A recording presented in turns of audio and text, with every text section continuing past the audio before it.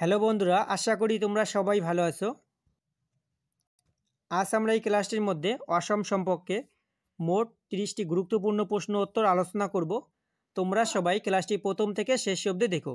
চলো দেরি না করে ক্লাসটি শুরু করি। প্রথম প্রশ্ন দেখো, কত খ্রিস্টাব্দে আসামের রাজধানী শিলং থেকে দিসপুর স্থানান্তরিত করা হয়? এখানে সঠিক অ্যান্সারটি হবে অপশন ডি, 1973 খ্রিস্টাব্দে। 1973 খ্রিস্টাব্দে আসামের রাজধানী শিলং থেকে দিসপুর স্থানান্তরিত করা হয়। পরের প্রশ্ন দেখো 2 নম্বর, আসামের জাতীয় উদ্যানের মোট সংখ্যা হলো 60টি। সঠিক অ্যান্সারটি অপশন ডি, আসামের জাতীয় উদ্যানের মোট সংখ্যা হলো 60টি। পরের প্রশ্ন দেখো, আসামের প্রথম মুখ্যমন্ত্রী ছিলেন কে? সঠিক অ্যান্সারটি জানলে অবশ্যই কমেন্ট করো বন্ধুরা। আসামের প্রথম মুখ্যমন্ত্রী ছিলেন গোপীনাথ বরদলৈ।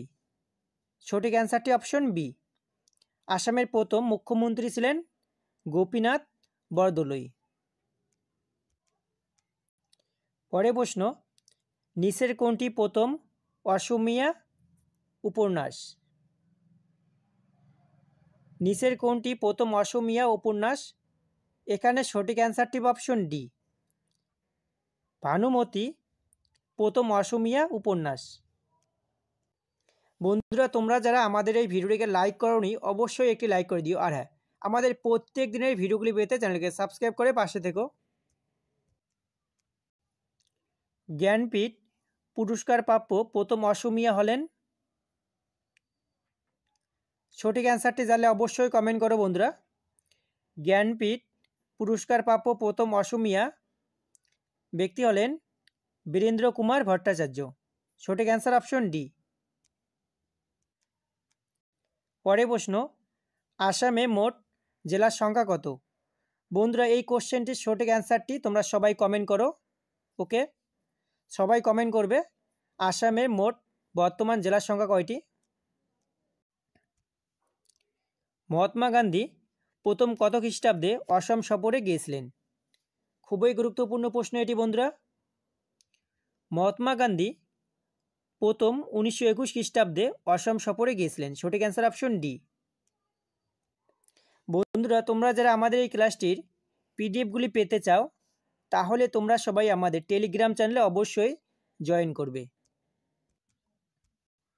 পরের প্রশ্ন দেখো, কোন জেলায় গরম পানি বন্যজীবন অভয়ারণ্যটি অবস্থিত? খুবই গুরুত্বপূর্ণ প্রশ্ন এটি বন্ধুরা।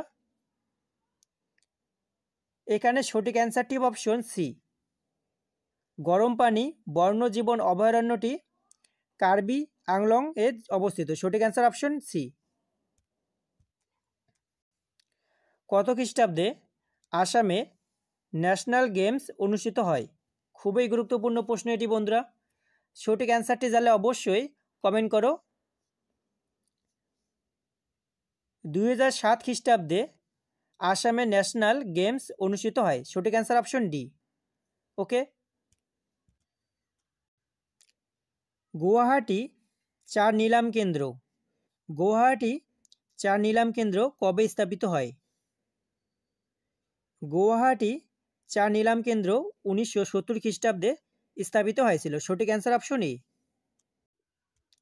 পরের প্রশ্ন দেখো, আসামের ম্যানচেস্টার নামে পরিচিত চুয়ালকুচি।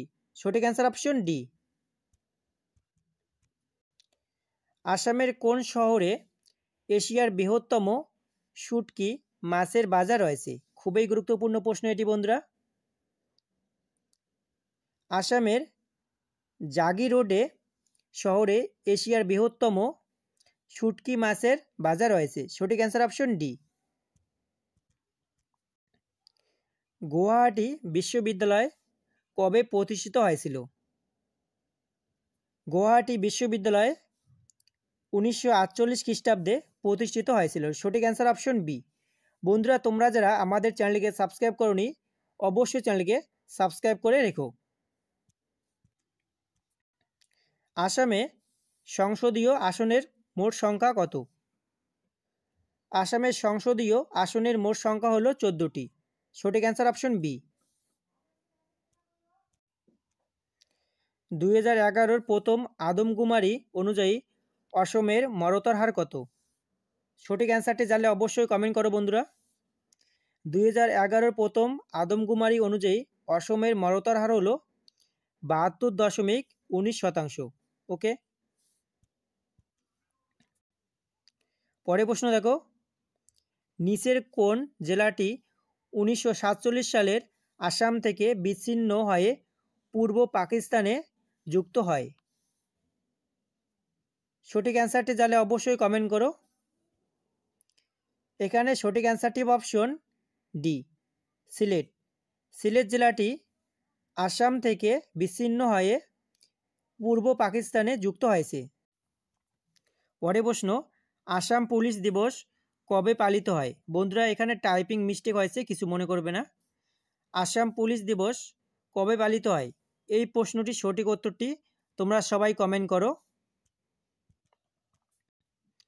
পরে প্রশ্ন, কোন অসমীয়া চলচ্চিত্রটি 2014 সালের জাতীয় চলচ্চিত্র পুরস্কার পেয়েছে?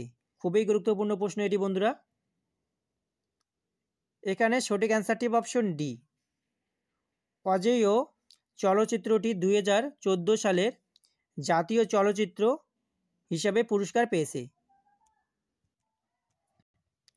আয়তন অনুসারে আসামের ক্ষুদ্রতম জেলা কোনটি? আয়তন অনুসারে আসামের ক্ষুদ্রতম জেলাটি হলো সাউথ সালমারা মানিকেশ্বর। আসামের প্রথম মহিলা বিশ্ববিদ্যালয় আসাম ওমেন ইউনিভার্সিটি কোথায় অবস্থিত? এখানে সঠিক অ্যান্সারটি option A, Assam women university রাহাতে অবস্থিত। সঠিক অ্যান্সার অপশন এ। কোন গায়ক কিং অফ বিহু নামে পরিচিত? খুবই গুরুত্বপূর্ণ প্রশ্ন এটি বন্ধুরা। কোন গায়ক কিং অফ বিহু নামে পরিচিত? এখানে সঠিক অ্যান্সারটি option D, Khagen Mahanta. Khagen Mahanta king of Bihu নামে পরিচিত। বন্ধুরা তোমরা যদি এই ক্লাসটি পিডিএফগুলি পেতে চাও তাহলে তোমরা সবাই আমাদের টেলিগ্রাম চ্যানেলে অবশ্যই জয়েন করো। কত খ্রিস্টাব্দে অসমীয়া ম্যাগাজিন জোনাকি প্রকাশিত হয়? খুবই গুরুত্বপূর্ণ প্রশ্ন এটি বন্ধুরা। 1889 খ্রিস্টাব্দে। 1889 খ্রিস্টাব্দে অসমীয়া ম্যাগাজিন জোনাকি প্রকাশিত হয়েছিল। সঠিক answer option B. Assam medical college কবে প্রতিষ্ঠিত হয়? আসাম মেডিকেল কলেজ 1947 খ্রিস্টাব্দে প্রতিষ্ঠিত হয়। সঠিক অ্যান্সার অপশন বি।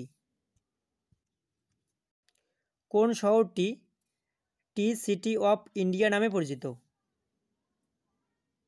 এখানে সঠিক অ্যান্সারটি option D, tea city of India নামে পরিচিত ডিব্রুগড়। কোন শহরটি আসামের সাংস্কৃতিক রাজধানী নামে পরিচিত?